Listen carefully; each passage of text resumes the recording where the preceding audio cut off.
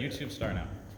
I had to write my stuff down because there's a lot of things I wanted to remember and I was afraid I'd forget. But I just wanted to let you know that I am a parent at Butterfield Elementary Ranch, and we had a lot of issues that I could see. Addison, my oldest daughter, had some math issues, spatial, abstract thinking, memory. We would tell her to go to the bedroom, get these things, and she would come back and go, was I supposed to do something? And I was very frustrated as a mother because the second child is going and getting all the things that I told the first child to do. So I started seeing a difference in the way they have learning styles, and so that became something that I wanted to investigate more. So for the novice parent out there, because this is what Dale and I were, we had no idea where to start, what to do, who to ask. Do we start at the medical side? Do we start at the school side?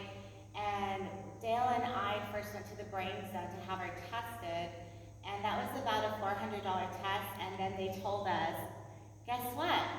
These are all her issues, but your school will not take this test because we're a place where you're going to give money to, so there's like a conflict of interest. So then we had to go back to the school to get the same test free, to only find out that she was pretty much an anomaly. So for tests, we're complete opposite answers, and the price that they gave us at the brain zone would be the price of a small car. It would be $16,000 to $18,000 to have her assisted there, when we have paid our taxes into a system that we can absorb the help and the assistance from them if you speak out for them. So for one thing, there seems to be a lot of stigma for parents that their child has an issue, whether it be small to where it's very visible, to a Down syndrome child where you literally know that they have issues. There's a lot of children out there, and especially girls get misdiagnosed because they don't have the hyperactivity that a boy does. Theirs looks different. It's more like they're in space, they're thinking about the clouds, you don't know where their brain is or if they're listening and what has actually been captured. And so as a parent, you have to almost take yourself out of the parent seat and observe your child as if it were somebody else's child, so that you could see the little nuances of her style. And then even when you're on play dates, you can start seeing little things that are different, because there's stages at each age group where your child should be. But a lot of parents do go into denial because of the stigma. So I'm here to advocate you parents to not be stuck with the stigma, because if you change the perspective that my child has an issue to, my child needs another style of learning. Not that she can't learn, it's just that you need other type of dots to put together for her, and that takes creativity, it takes a village, and not that I'm for any type of village, but the type of village that comes aside along with you and has the same concern that you have for your own child.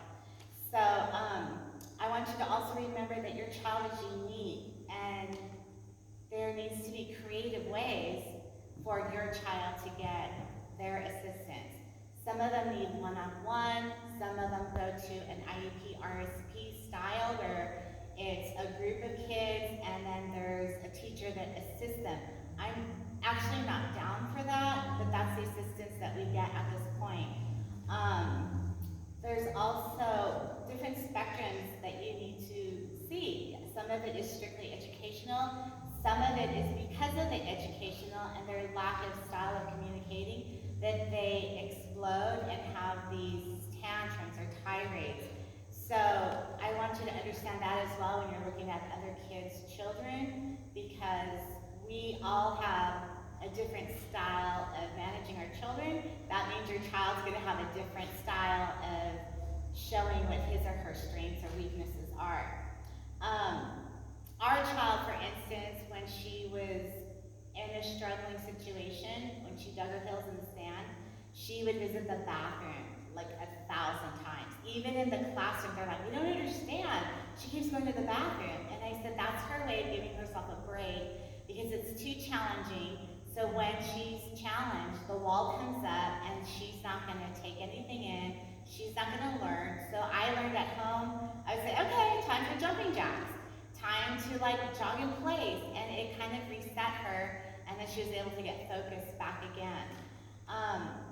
And also, because of the stigma, parents can be the hurdle themselves.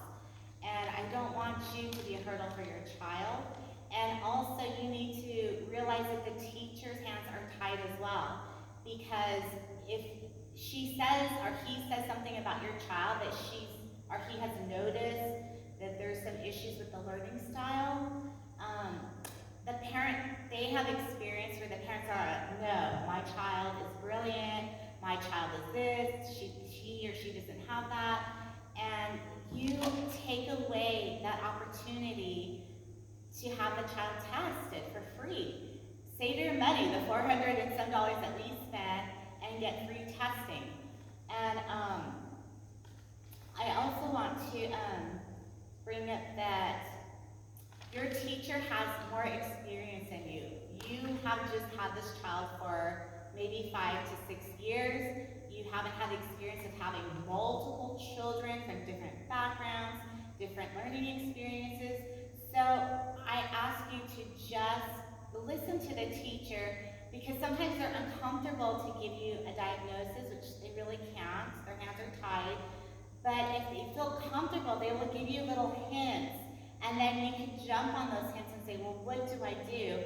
And then they can sometimes tell you they can be tested here at the school. Or I had a different, is I was blessed with an aunt who is a psychologist at the school district of Montana. So she helped me to formulate a letter. She said, don't just give it to the principal, carbon copy that and send it to the head of the special ed in your school district. And you can find that on the internet. For us, it is Annie Inglesred, and you can find that just by putting, literally, you just Google special ed director and the city, and it will populate with the whole list of that department, and then you can start. But my aunt had me formulate the letter. She knew the laws. The laws are in your favor. She had the timelines that you have this many days to get this back and 60 days for this. And you need to know that as an advocate for your child. And so I'm going to give you just a few little steps that we took. And I also want to remind you that our children in elementary school, this is the building block. They're actually building a foundation. Junior high, high school, and college is just a compilation that is being built upon a good foundation.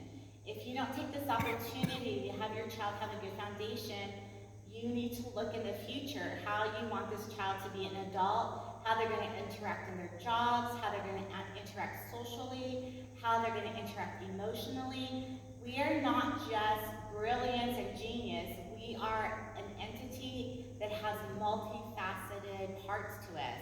And we deal with that every day. And as we have grown up, you can see there's different personalities. You know, this person doesn't have a sense of humor, so you deal with them different. This person, if you deal with them with the sense of humor first, then they will listen. If you come with this person empathetically, then there's a better dialogue. So we learn as we grow and we age these different ways to interact with different people. And we want this to happen for our children, because at the end of the day, one day you and I will pass away, and these children are going to be adults that need more than just a pat on the back and skipping you to the next grade. You need more than just the simple answer. You need to go and take action.